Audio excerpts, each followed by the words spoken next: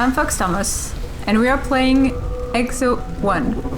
Well, actually, I'm not playing, it's a voiceover, because I recorded an episode, and then my mic just didn't record, so this is a retelling of what happened.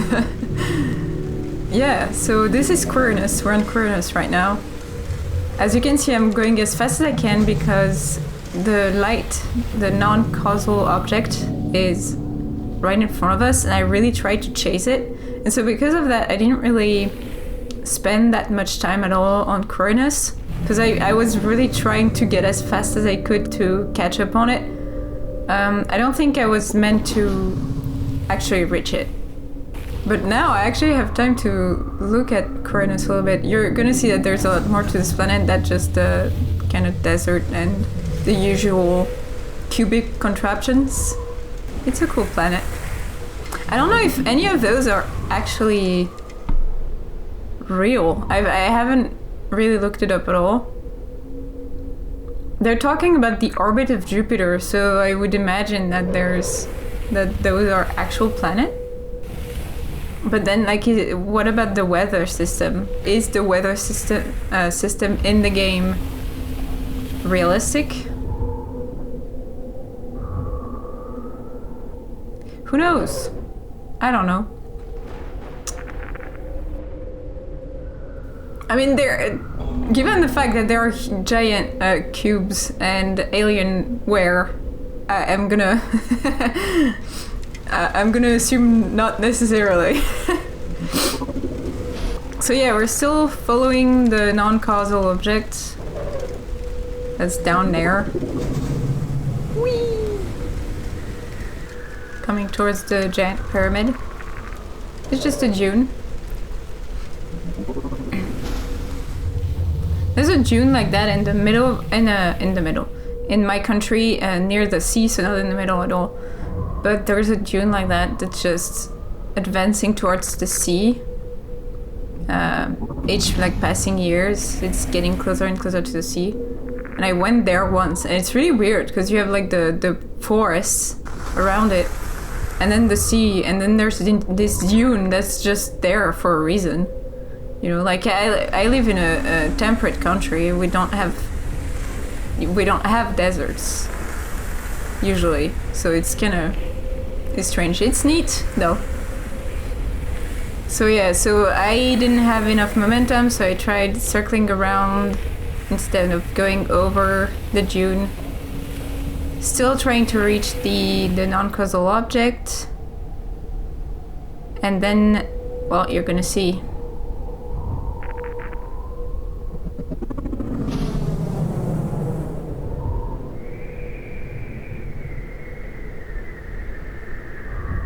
And then it went boom!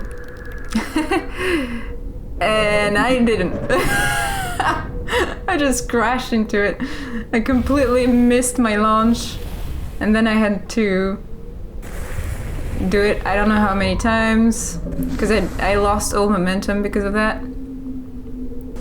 This is the saddest thing in the world. And the non-causal object is like, it's gone forever now. But yeah, it makes you wonder about the lore of that game. Yeah, there's a glitch here as well, which is funny.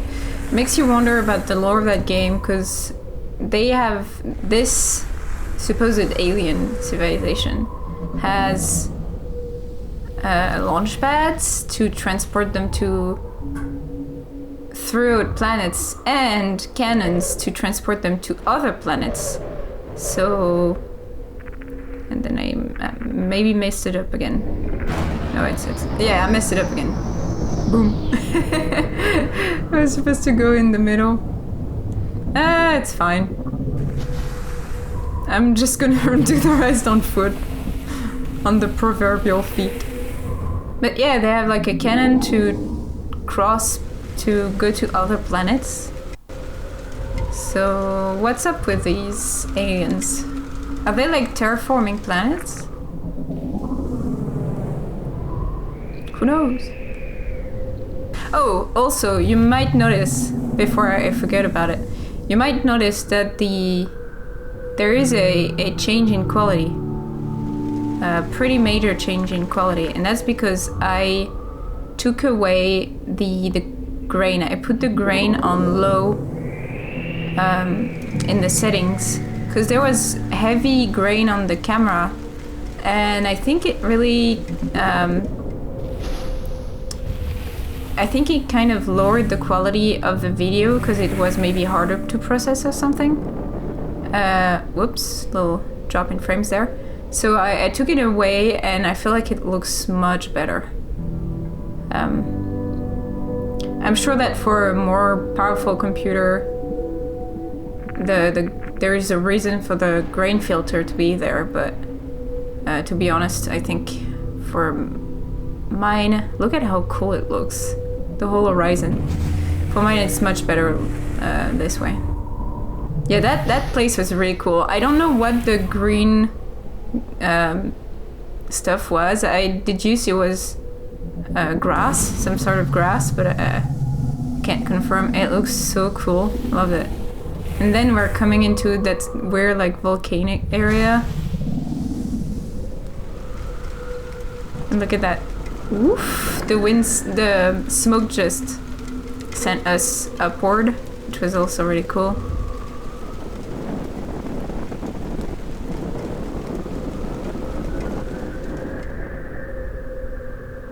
I mean, there's not really anything to say about this place, although it's just pretty cool. Yeah, it just looks good.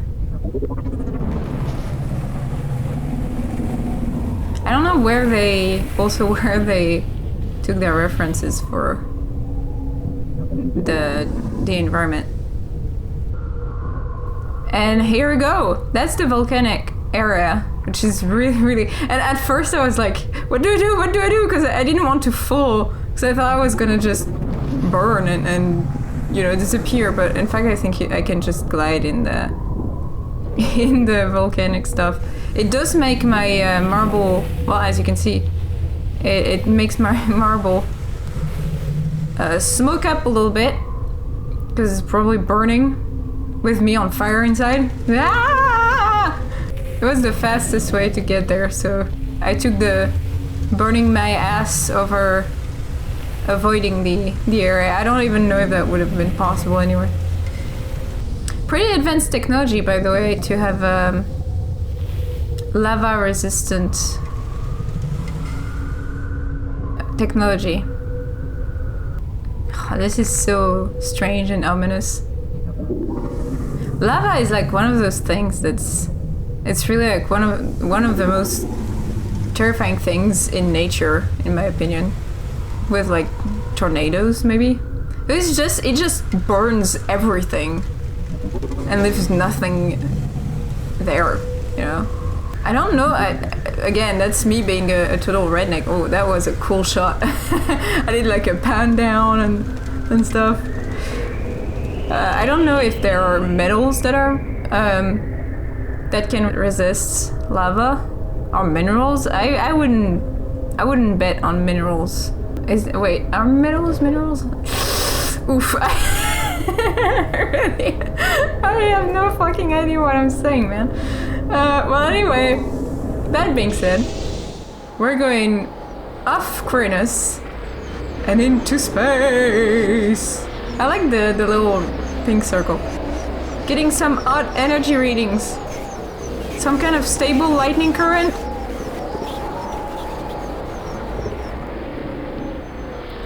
That looks so cool. You know what that could be? That could be a wallpaper. The phone is ringing downstairs. That's so annoying. Sorry about that. And that is the beautiful Nautica. What is that sound? Shut it off! I can't think straight! Our clocks are going crazy! System's overloading! We have a problem, Jupiter Orbiter! We're on fire! That is a problem. Reading a huge energy buildup ahead! There's no time! Launching escape pods! So yeah, the nice little promenade of our friends end up in a fire. And at first I thought that that was them back there, but it's not. You're gonna see. But look at this planet. Isn't that super cool? Oh my god, this is so cool. I'm not gonna avoid the obvious comparison this time. Because I immediately went to it as soon as I arrived. I was like, whoa, that is so Subnautica. Without the monsters, but you know, like a planet, and that, look at this. I don't even want to talk.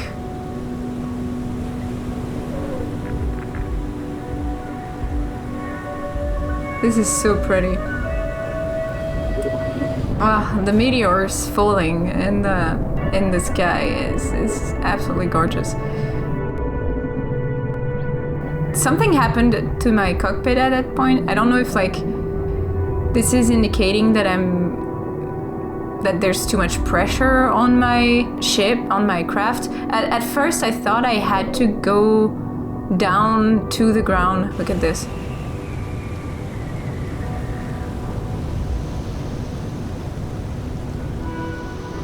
Oh, this is gorgeous. I thought I had to, and I started getting lost, so I had to redirect myself. But at first I thought I was like supposed to go down to the bottom of the sea to get momentum, but actually it's slowing me down.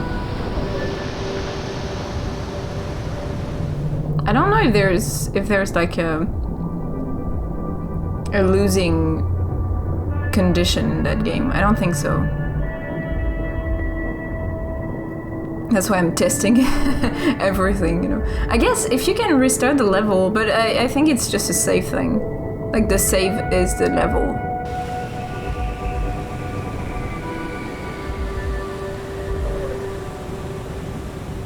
I mean, it doesn't get better than this. That's why I don't even want to talk when this comes on. Several times I tried to look up to see it again because it was so pretty.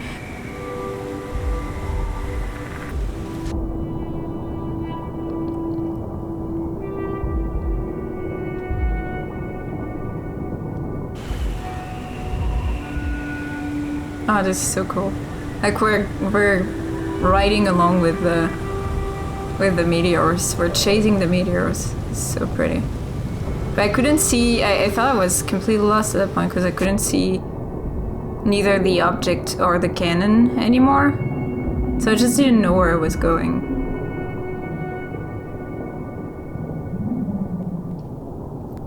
I went really, really far down this time. Ah, there we go. There we go again.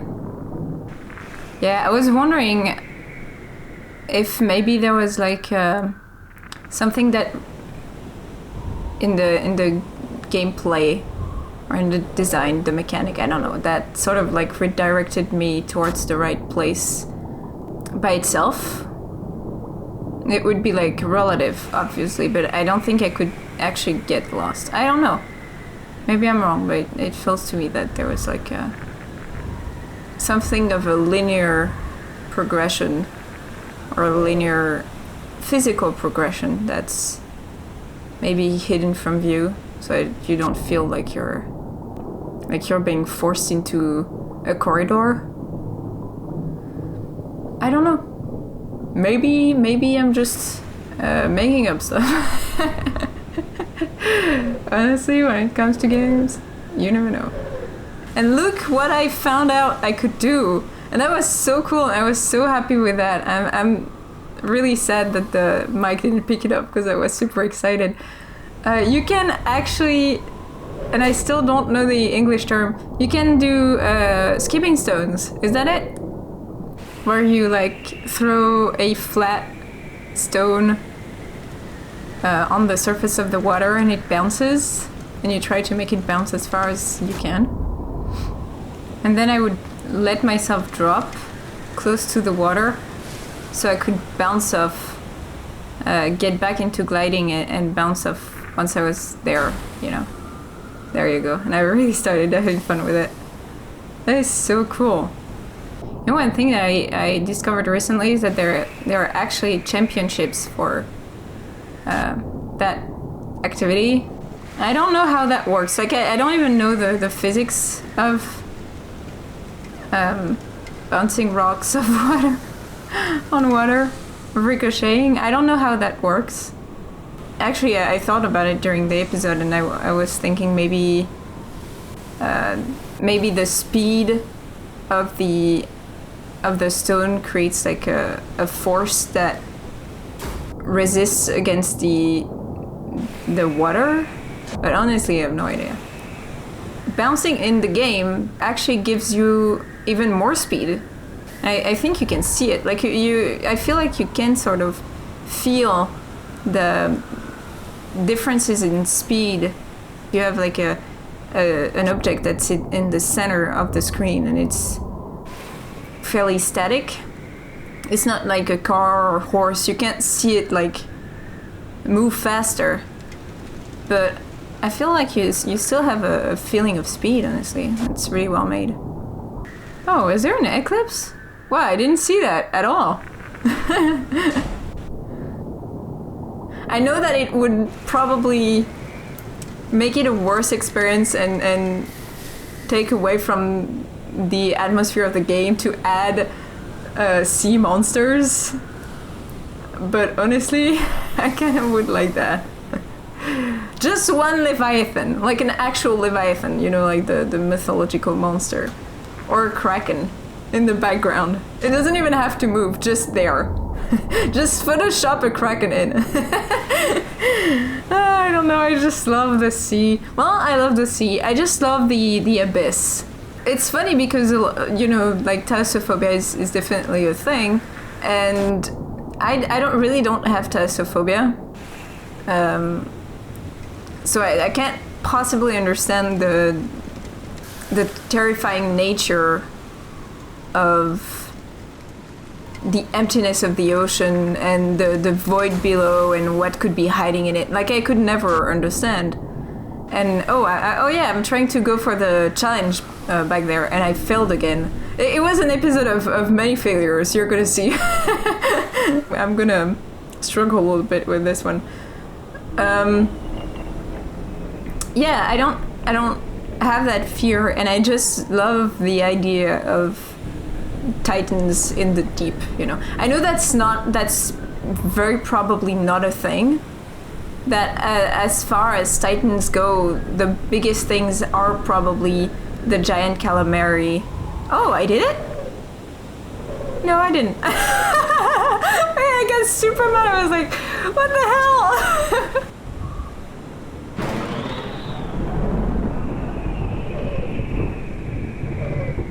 And this is actually a bonus. I like that it's like, it looks like there's a string that is tied to a screen. Oh yeah, and I also missed that. I'm telling you, many failures. Oh god. What is talking? There's something talking. It sounds like a child. I don't know what this is about. Yeah, really botched that job. It's fine. I'm gonna come back. Yes, as I was saying, in terms of Titans of the Deep, the biggest that we probably have is like the giant squid or I think the name is giant squid or something. Which is big, obviously. Power levels increased. You know how it goes. It's always the same. I wish we had more to discover. Because yes, we don't know the majority of our ocean's floor. It's still that came very fast. I was not expecting that. It scared me a little. We still don't know what's hiding at the bottom of the ocean on most of the planet Earth. But the thing is that we know enough. Science knows enough to estimate the kind of creatures that live in there, and we already have sample of creatures. Look at this. Look at what's happening there. There's like, do you feel like those rectangular things are looking more and more like some sort of Las Vegas casino? You know. what was I saying? Who knows? Science is already, we already have samples of creatures that live in the deep, and most of them are pretty small. They're still very cool. Like they're shiny, they glow in the dark. Sometimes they even use electric current to make light. They're actual party lights sometimes. Some of them literally look like Christmas garlands. Oh yeah, something happened. Something is happening. Let me tell you.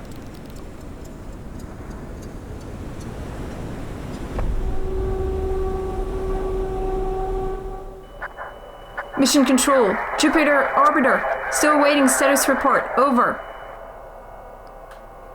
We're not reading the flyer. Please confirm. Do you read?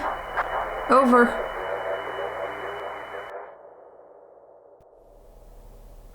Is anyone reading this?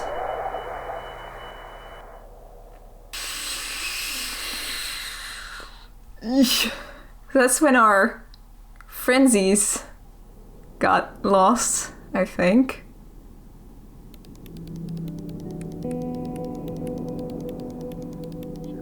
Presumed dead after losing contact with Jupiter 1 year ago. Has just docked with the ISS. Mere hours after returning from Jupiter, Earth telescopes have picked up what appears to be something.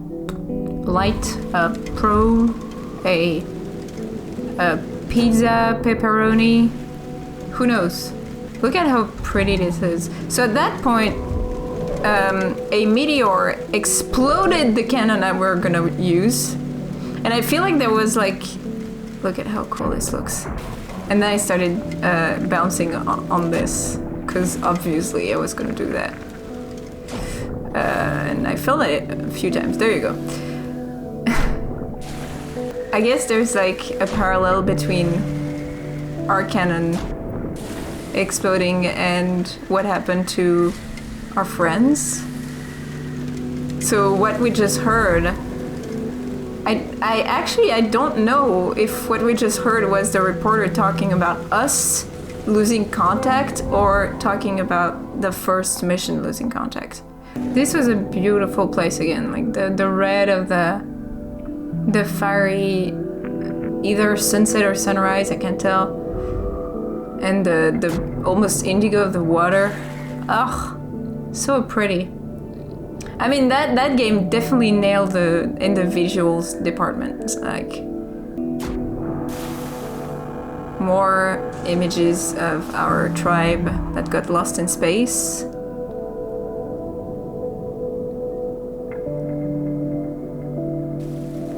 And just the music and gliding softly, bouncing on the water.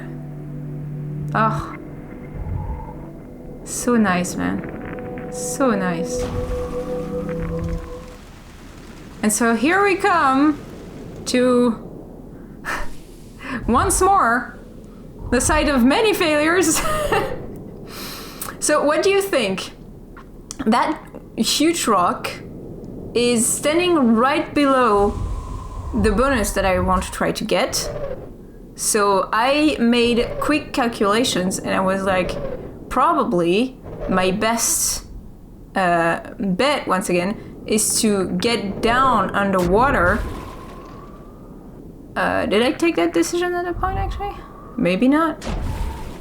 Well, it's just to at least take that rock and use that rock as like a gliding pad and a platform to get myself up as far as possible, bounce off of it, and get to the bonus. Well, it turns out that bonus doesn't look that far like this, but is really far.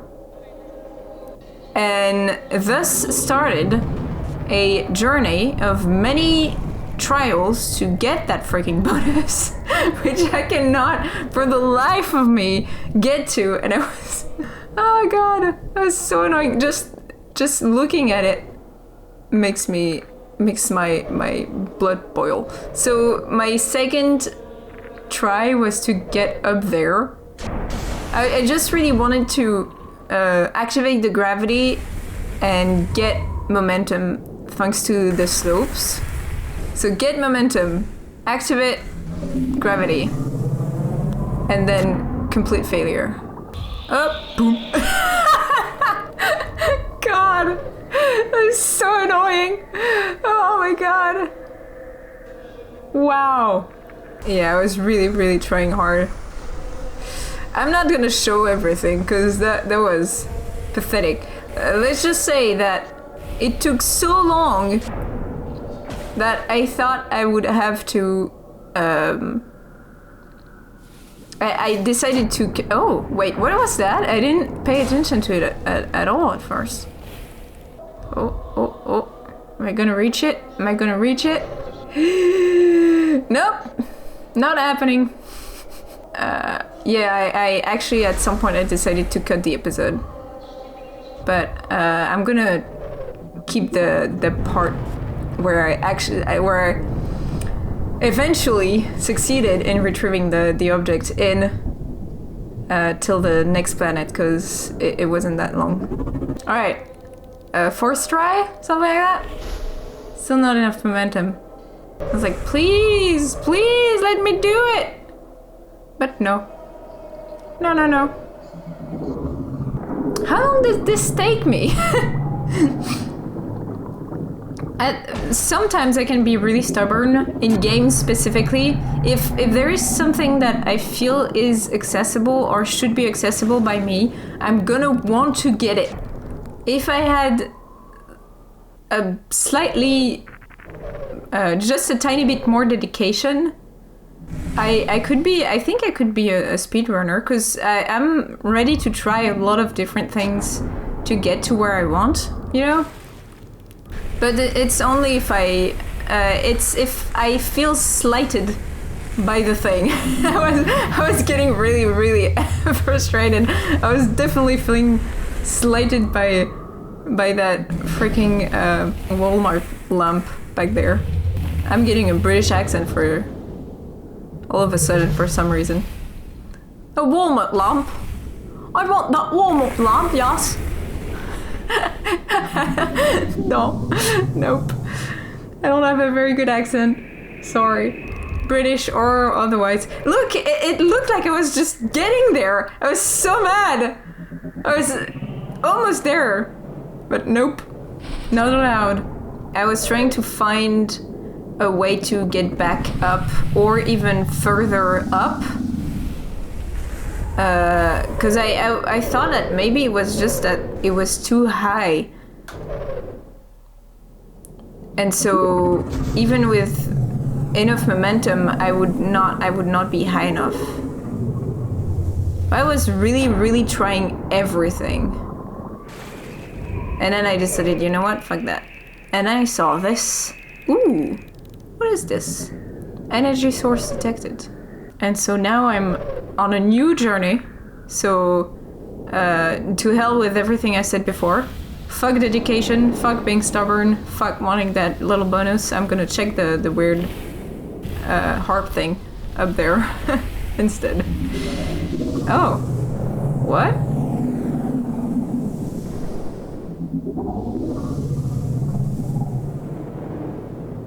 Wow, I'm full of surprises.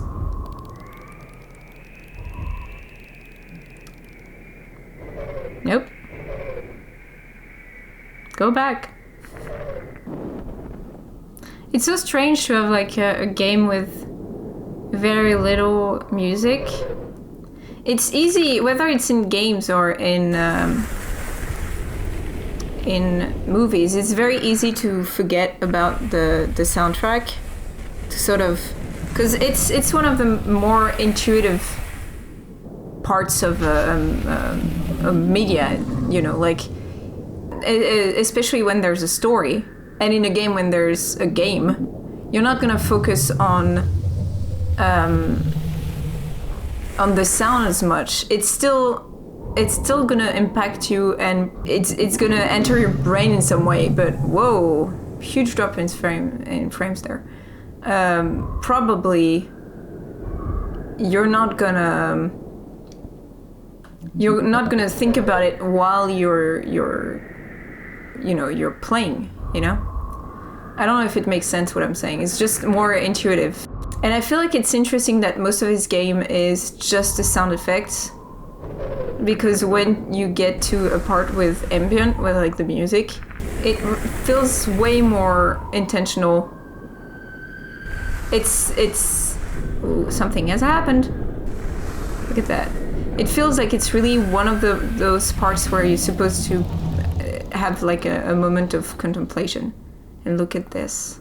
Look at this. Transport monolith 33% charged. So we're repairing our cannon there. Look at the separation between the space and the...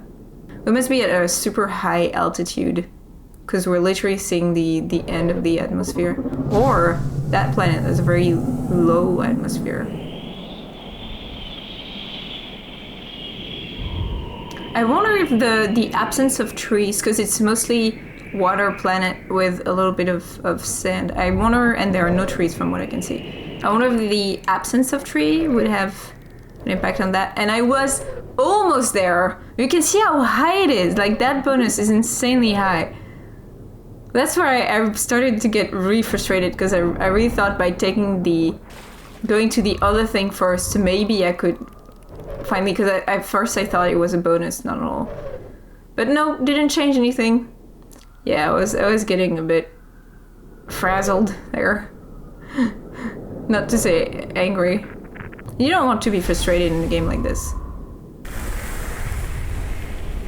And I don't think it's the fault of the game at all. It's just me being like, again, stubborn. Because it's dangling in front of my face, and so I was like, I want it. But just literally wasn't taking the right angle for this. So then I was like, nope, you know what? Let's just let it go. I'm gonna stop. I'm gonna end the episode. I'll get it on my own and then I'll come back to you because this is gonna kill me. I was like, nope, I'm not doing this. Ah, look at that. I'm so mad. And so I decided, no, I'm not stopping. I'm gonna get that thing. It's gonna be in that one episode, and that's that. Oh god.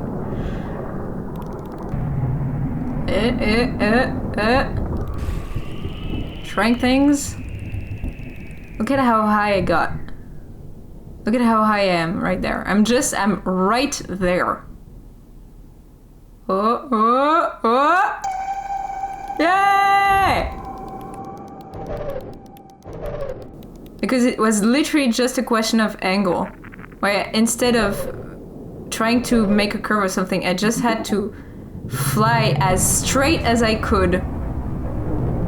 Look at that. Oh my god! Yeah! Wow, you know what? It gives me the same feeling now.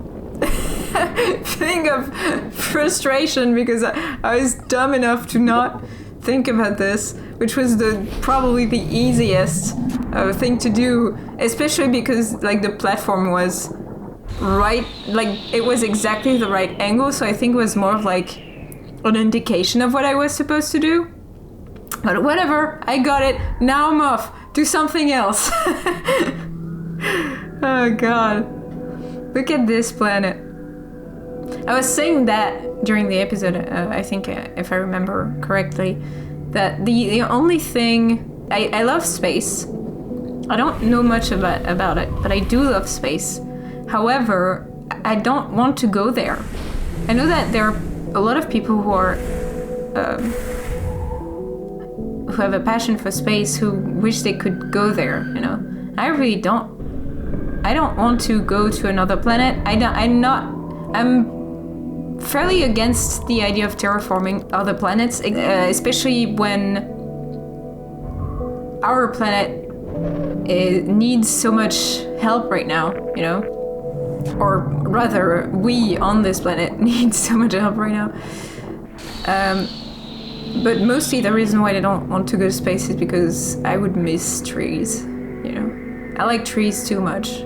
apparently that's the thing that happens to all astronauts, at least on board of the ISS, is there is always a moment where they can't handle it anymore.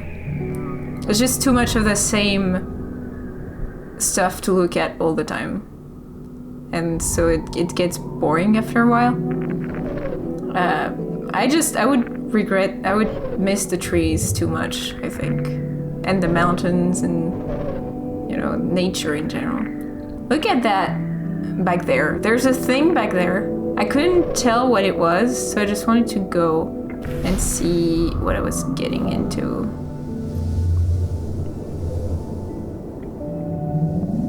So gorgeous. God, the colors, I don't know how they got, is it filters? Is it just, I don't know. I don't want to break the immersion too much by going into the more technical aspects of the game. I'm just baffled at the colors that they got. It's so pretty. I didn't take the wind at all. I could have taken the wind for traction. I didn't take it at all. I just wanted to do my own thing. Whoops! And I completely missed the launcher again. God. The sadness. It's so pathetic. It's horrible. There you go. Look at how fast I am. I can't even see me anymore. That is the prettiest sight, seriously. With the, I don't know what that is, some sort of Milky Way in the background, and then the blue, the waters there are like this very soft blue and pastel and stuff. So pretty! Dude, so pretty. Whee! I don't know, I wonder what the scale of discovering space is gonna be for us as human. Cause we're starting to discover space, alright, but we're still fairly at the beginning. We went to the moon once and we can't really do that again because it's so expensive. And then, well, we're starting to send stuff to Mars, but Mars is the closest planet to us. So how long, but at the same time, technology is advancing so fast that you wonder what is gonna be the timeline of really starting to go to space, because there's another problem with going to space and actually traveling through space is the physics. For example, in the ISS, it's noted that the astronauts suffer huge pressure or something, and when they come back they can't see very well because their eyes have suffered from the pressure. And then they can't walk because they had no gravity, and stuff. So yeah, I was going there. I really tried to go into the cannon, but it's not repaired. It's at 66% at that point. So I just really tried to go in the cannon, even though it's clearly not functioning properly. Whatever. Schwatevs. Let me in! Nope. Oof. That was I bet that was done in frustration. Bonking the cannon. That was a frustrated bonk, I think. It may be, and it's more than probable, exponential in terms of the advancement when it comes to space exploration and stuff. It's probably going to be exponential because that's kind of what human progress has always been like. We start slow, but then I don't know how to say it. Once the gears start working, it gets faster and faster. Well, that's the definition of exponential. Yeah, I wanted to do a trick. Look at that. I'm so cool. Whee! But yeah, just like cinema took a certain amount of time and still developing, but to get where we are with cinema, it took maybe 100 years, something like that. And then video games to get to where we are here now with virtual reality and stuff and augmented reality, it took, 50 years? Something like that? Depends what you count as video games, like even the first stuff that was made in like the 60s, I think. But still, like it's so much faster already than the movies because we have previous knowledge of an already advanced technology. And so space already has taken a while because it started in what, the 50s, 60s maybe? I mean, no, it didn't start in the 50s and 60s. When did the people walk on the moon again?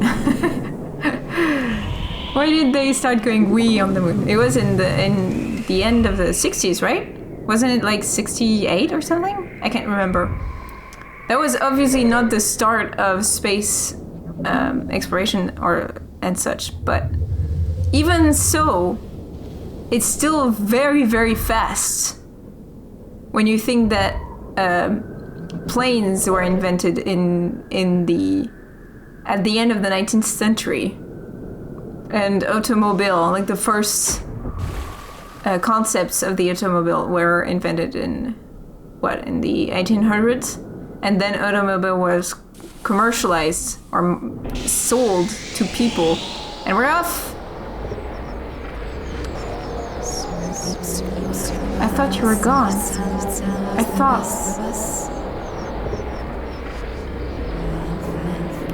You've been so alone.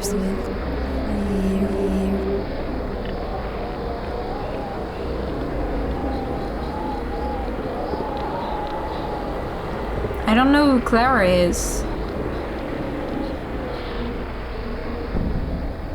I have no idea who this Clara is. We are on Daramalum. The signal is from Jupiter, isn't it?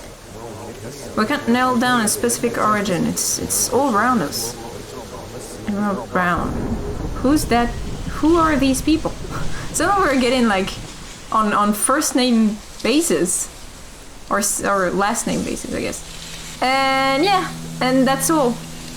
Just let me know what you thought of this voiceover. I know it's kind of different from first-hand reactions, and I wish it had recorded my mic because I had some good stuff in there, but you know what? Sometimes that's just not how life works. But anyway, thank you for watching. I'm gonna continue this series. I just like it. At least for a few episodes more. So thank you again for watching, and I'll see you in the next one. Bye!